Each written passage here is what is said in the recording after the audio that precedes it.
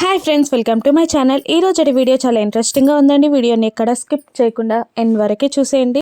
మనీష ఊరు వెళ్ళడానికి తన లగేజ్ సర్దుతూ లక్ష్మిని వెటకారంగా ఇలా అంటుంటుంది. చూసావా లక్ష్మి, మిత్ర ఏమంటున్నాడో? నిన్నటిదాకా నువ్వేమన్నావు? నా మొగుడు నాకు సొంతం, ఇక నువ్వు వెళ్ళిపోవచ్చు అని ఏదేదో మాట్లాడావు కదా. ఇప్పుడు చూడు, మీ ఊరికి కూడా నేను లేకుంటే మిత్ర రాడంట, నన్ను రమ్మని నీతో చెప్పించాడు అని ఎగతాళిగా అంటూ ఉంటుంది మనీష. అబ్బబ్బా, భలే కలలు కంటున్నావు, కానీ ఇంకా నీకు ఆశలు చావనట్టున్నాయి. ఒక్కసారి వర్తమానంలోకి రా.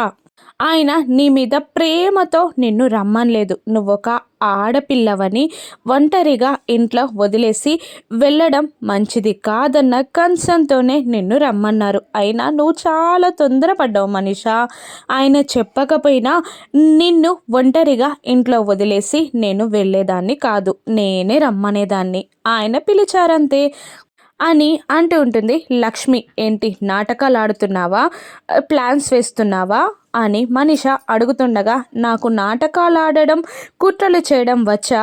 నాకున్నదంతా కరేజే తప్ప కంత్రి తెలివితేటలు కాదు కదా అని లక్ష్మి అంటూ, నీకు చెప్పడం మర్చిపోయాను, వెళ్ళేది మా ఊరు, కాస్త జాగ్రత్తగా ఉండు, లేదంటే పోయినసారి పండక్కి, దసరా పండక్కి గుర్తుంది కదా, మా అత్తయ్య వాళ్ళ ఊరు వెళ్ళినప్పుడు జరిగిన జాతర గుర్తుంది కదా, ఇక్కడ తింగర వేషాలు వేశావో అదే జాతర మళ్ళీ రిపీట్ అవుద్ది అని అంటూ ఆ రోజు లక్ష్మి రౌడీల గుచ్చి చితక బాధడం గుచ్చి డీప్గా చెప్తూ ఉండగా మనీష వణికిపోతుంది. ఇక లక్ష్మి కన్నింగా స్మైల్ ఇచ్చుకుంటూ అక్కడి నుండి వెళ్ళిపోతుంది.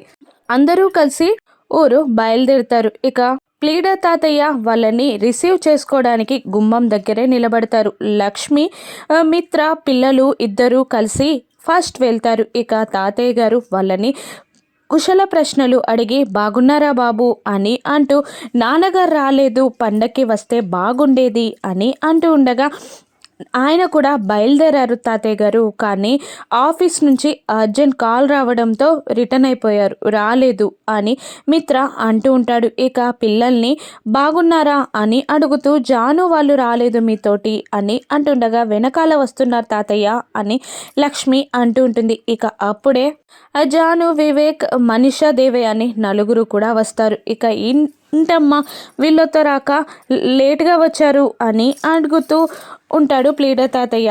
ఏం లేదు తాతయ్య గారు, సింగిల్ రోడ్ కదా కారు, వీళ్ళ కారు వెనకాలే వచ్చింది అని అంటూ వివేక్ ఏదో చెప్పబోతూ ఇలా అంటుంటాడు. అన్నయ్య వాళ్ళు ముందు, మేము వెనకాల, అంతే, వాళ్ళని దాటి మేం రాలేం అని వివేక్ అభిమానంగా అంటుండగా, ఇక జాను మాత్రం ముందట వాళ్ళు కాస్త కరుణించి పక్కకి తప్పుకుంటే కదా వెనక వాళ్ళు ముందుకొచ్చేది అని నిర్దయగా కాస్త కఠినంగా అంటుండగా లక్ష్మి బాధపడుతూ ఉంటుంది. మళ్ళీ వివేక్ కవర్ చేయడానికి, అదే తాతయ్య గారు, సింగిల్ రోడ్ కదా అందుకనే అలా వచ్చాం అంతే అని అంటూ ఉంటాడు. ఇక అక్కడున్న ఊరి వాళ్ళు లక్ష్మితో ఆ అవార్డ్ ఫంక్షన్ గురించి, తన గొప్పతనం గురించి పేపర్లలో, టీవీలలో తన ఫోటోల గురించి గొప్పగా మాట్లాడుకుంటుంటే మనీషా దేవయ్య అని ముఖం చిట్లిస్తారు. ఇంకా లేట్గా వచ్చినా సరిపోయేది, ఈ పొగడ్తల ప్రోగ్రాం వినేవాళ్ళు కాదు అని అనుకుంటూ ఉంటారు. ఇక దాంతో జాను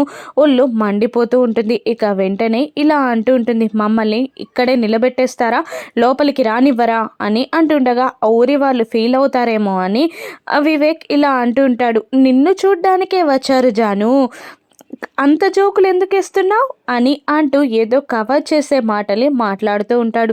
మా జాను అమ్మకి ఎప్పుడూ వెటకారాలే అని ప్లీడర్ తాతయ్య కూడా సపోర్ట్ చేస్తూ ఉంటాడు. ఇక మీరు కాసేపు ఆయకరండి, వాళ్ళు జర్నీ చేసి అలసిపోయారు అంటూ ఊరు వాళ్ళని పంపించేస్తాడు ప్లీడర్ తాతయ్య. ఆ తర్వాత లక్ష్మీ మిత్రాలకి హారతి ఇవ్వమంటుండగా, ఎందుకు తాతయ్య గారు, వద్దు అని మిత్ర అంటుంటాడు. లేదు, ఖచ్చితంగా ఆచారాలు పాటించి తీరాల్సిందే బాబు, పోయినసారే సగం సగం ఆచారాలు పాటించాం, ఈసారి పూర్తిగా మీకు మర్యాదలు చేసి తీరుతాం అని మిత్రతో ప్లీడర్ తాతయ్య అంటూ ఉంటాడు. ఇక ఆ తర్వాత లక్ష్మీ మిత్రాలకి హారతి ఇచ్చాక జాను, వివేక్లకి కూడా హారతి ఇచ్చేయమంటారు. ఆ తర్వాత వాళ్ళ ఈ 2 జంటలకి హారతి ఇచ్చినాక లోపలికి తీసుకెళ్తారు. మిత్ర చేయి పట్టుకొని వివేక్ లాగి పక్కకి తీసుకెళ్ళి ఇలా అంటుంటాడు, ఏంటన్నయ్య ఇది?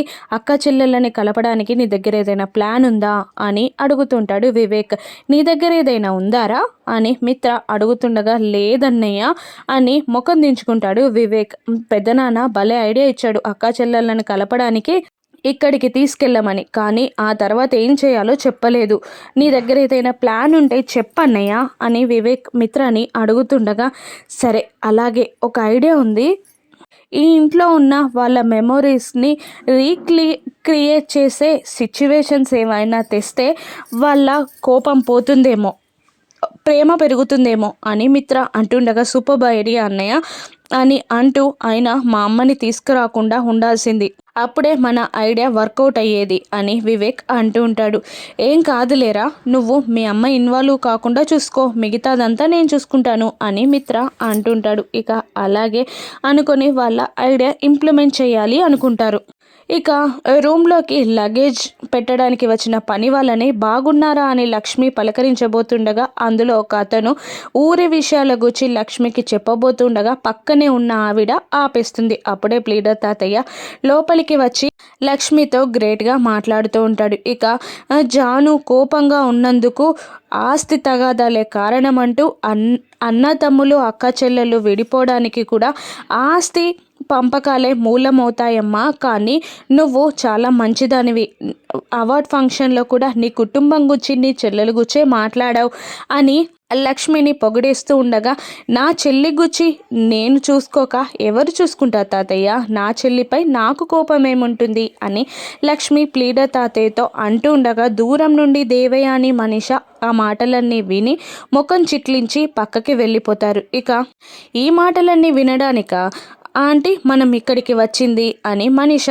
అంటుండగా, ఏం చేస్తాం, ఓ పర్పస్ మీద వచ్చానులే అని దేవయాని అంటుండగా, ఏంటి పొలం కోసమేనా మీరు వచ్చింది? వివేక్ అదే కారణం చెప్పి తీసుకొచ్చాడా అని అంటుండగా, అవును అని అనేస్తుంది దేవయాని. ఇక మీకేమైనా మైండ్ ఉందా అసలు?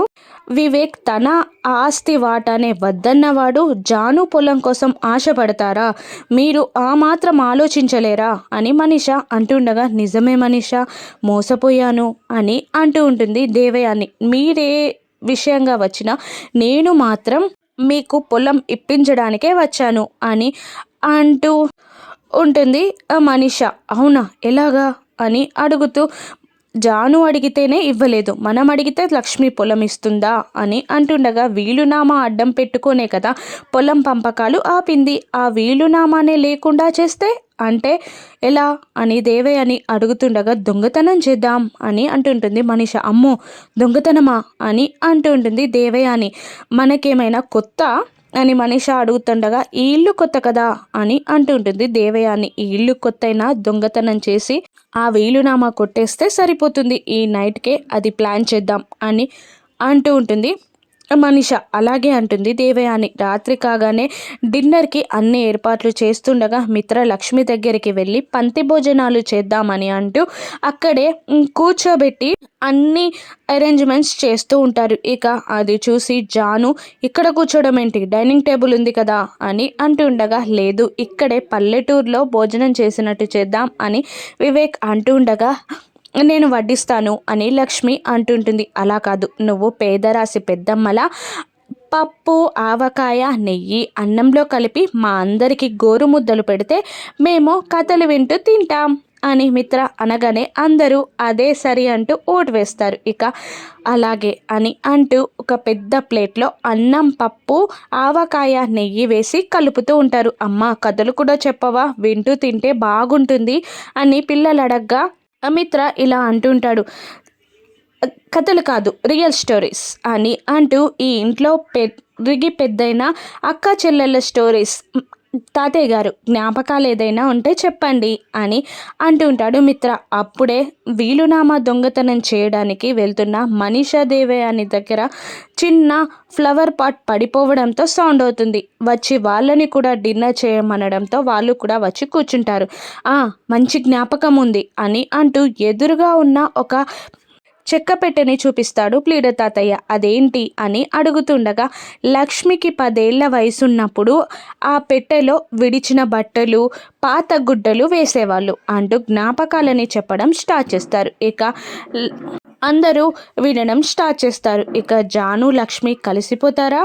మనీషా వీలునామా దొంగలించగలుగుతుందా? రాను ఎపిసోడ్స్లో చూద్దాం. Thank you for watching.